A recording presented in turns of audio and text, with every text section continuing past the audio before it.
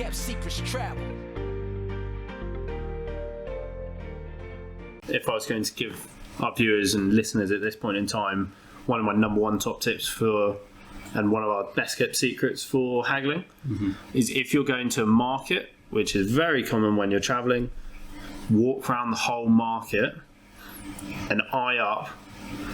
Let's say we're going to food market in Barcelona and Morgan really wants strawberries, which is a common occurrence. Oh, that's nice. The best thing to do is to walk around and try and see how many stands you see with strawberries, because what that'll do is, one, give you a rough estimate of the price and see if there's a differentiation in price, but also quality and volume of product. Yeah. Because you might find one stand selling, a tiny punnet for €3 and the next one long selling a massive one for $2.50, and they're nicer and look better, blah, blah, blah.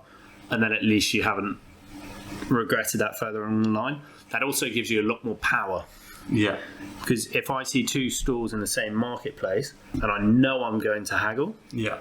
because I'm happy to haggle at that spot, then I can get an offer off the first one, say, oh yeah, I'm going to come back to you in a bit. They know in their head, oh, chances are they're not going to come back to you. Then you go to the next market stall, see if they give you a price, compete with them. If they've given you a low price, and go back to your original one and say, hey, they've given me this price, but I'd really like to buy off you. And you can actually get market stalls competing. Yeah. I think we've even seen it when we were a lot younger and we were in France. There were 3 stands trying to sell the same really cheap watch, and it got to a point where the guy just gave the guy in our year the watch for free, just out of wanting to beat the other 2 guys on the market stand.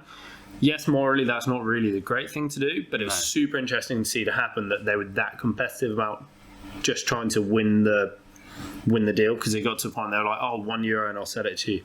Then he just gave it to him free just to win the whole argument.